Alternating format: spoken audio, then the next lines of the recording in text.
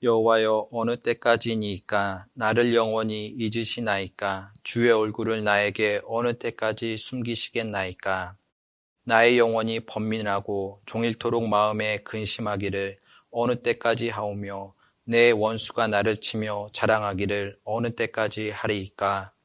여호와 내 하나님이여, 나를 생각하사 응답하시고 나의 눈을 밝히소서.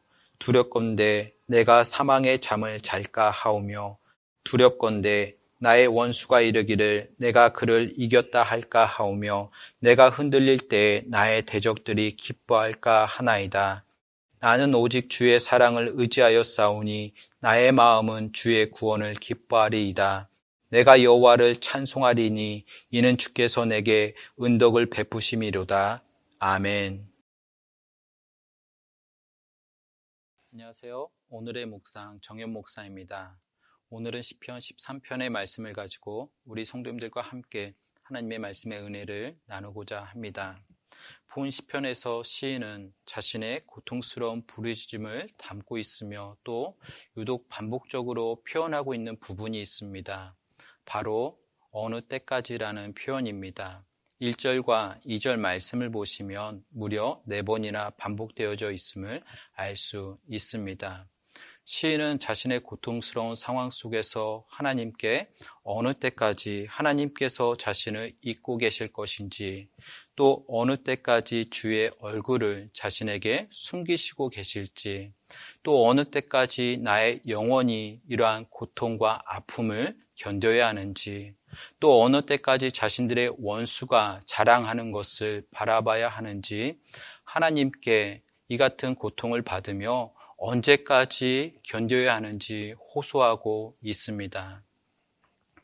우리 역시 마찬가지입니다. 우리가 견디기 힘든 고난과 어려움을 당할 때 우리는 이 고난이 빨리 지나가길 바라면서 언제까지 받아야 하는지, 언제 끝나는지 궁금해합니다. 하지만 성경은 또한 오늘 본 시편의 말씀에서는 우리에게 이러한 고난이 언제쯤 끝나는지 명확히 말해주지 않습니다.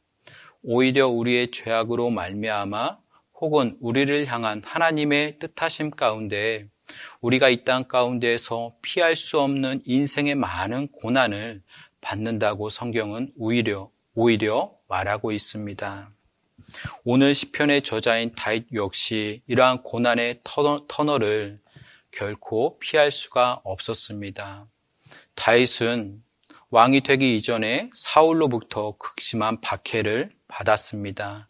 또한 왕이 되고 난 다음에는 그의 대적자들로부터 갈등과 쟁탈을 치러야 했습니다. 심지어 그의 노후 시기에는 아들 압살롬으로부터 왕위 쟁탈로 인한 극심한 박해와 피난을 당해야 했습니다. 한마디로 하나님께 부름받고 한 나라의 통일 왕국을 이루었던 다윗도 인생의 고난을 피할 수 없었던 것이었습니다. 그렇다면 정말 우리는 탄식할 수밖에 없고 피할 수 없는 이 인생의 고난들, 또 어려움이 닥쳐올 때 많은 문제점들을 어떻게 대응해야 할까? 이러한 고난 속에서 우리는 정작 어떻게 해야 할 것인가? 오늘 말씀은 그에 대한 답을 우리에게 제시해주고 있습니다. 우리는 인생의 많은 고난 가운데에서 피할 수 없는 많은 어려운 문제점들 앞에서 그 고난 앞에 탄식하는 것이 아니라 기도해야 한다고 오늘 본문은 우리에게 말해주고 있습니다. 비록 다윗 역시 많은 인생의 그 고난과 힘든 상황 속에서 하나님께 언제까지 내가 이 많은 고난들을 견뎌야 하는지 호소하였지만 그는 결국 하나님 앞에 기도하였습니다. 3절 상반절 말씀을 보시며 여호와 내 하나님이여 나를 생각하사 응답하시고 나의 눈을 밝혀달라고 그는 기도하였습니다. 앞서 그는 하나님께 언제까지 하나님께서 자신의 얼굴을 숨기시겠냐고 탄식하였지만 그는 탄식을 멈추고 이어 바로 하나님께 기도하였습니다. 하나님께 자신을 생각해 달라고, 나를 바라봐 달라고 기도하였고, 하나님께 나의 기도에 응답해 달라고 기도하였고, 나의 눈을 밝혀 달라고 기도하였습니다.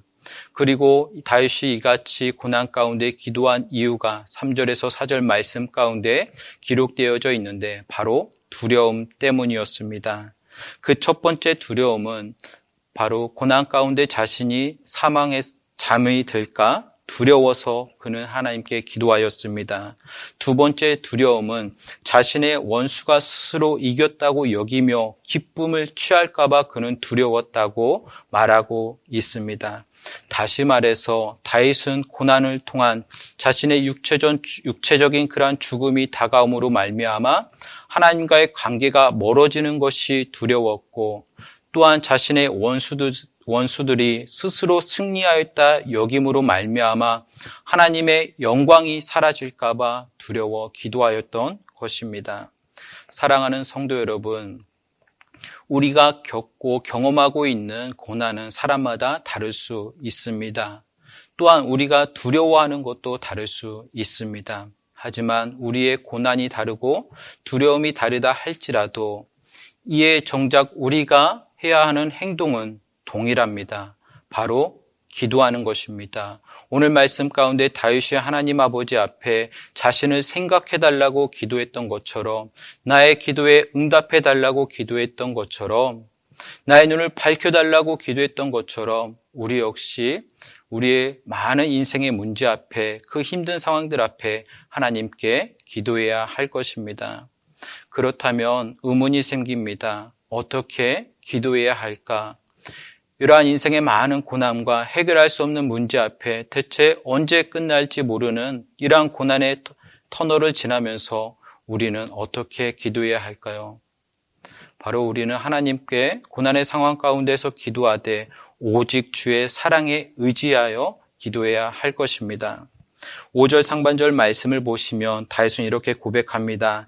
나는 오직 주의 사랑을 의지하였다라고 그는 고백하고 있습니다.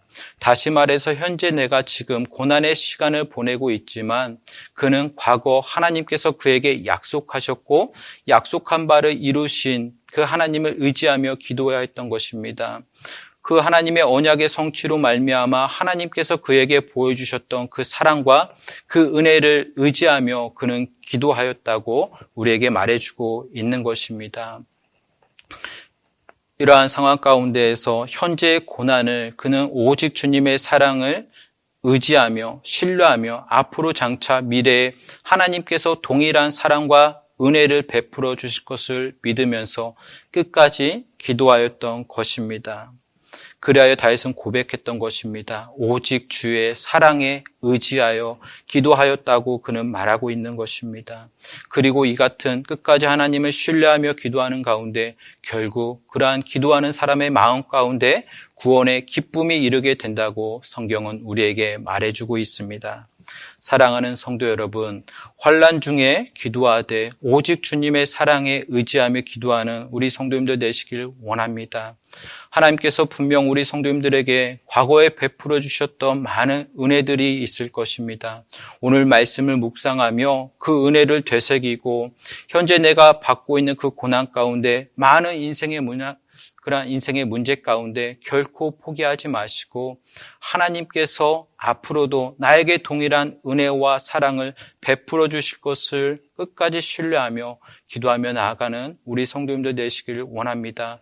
이 같은 기도로 정말 하나님의 그 기도에 응답받아 오늘 또 하나님 앞에 감사의 제사를 드리고 찬양의 제사를 드리는 저와 우리 성도님들 되어지길 주님의 이름으로 축복합니다. 다 함께 기도하겠습니다. 사랑이 많으신 하나님 아버지 감사합니다. 오늘 또 우리에게 주신 말씀을 통하여서 우리가 고난 가운데 어떻게 대처하며 어떻게 행해야 되는지를 알게 하여 주심에 감사합니다. 고난 가운데 하나님께 탄식하는 것이 아니라 정말 더욱더 하나님께 기도하며 나아가는 우리 성도님들 되게 하여 주옵소서. 또한 기도하는 가운데 하나님께서 우리에게 베풀어 주셨던 그 사랑을 기억하며 오직 주의 사랑에 의지하며 하나님께 간절히 기도하고 하나님께서 정말 우리의 현실의 그 많은 인생의 문제 앞에 구원해 주시는 그 기쁨을 누림으로 살아갈 수 있는 우리 성도님들 되어줄 수 있도록 간절히 소원하며 모든 말씀 예수 그리스도의 이름으로 기도드립니다. 아멘.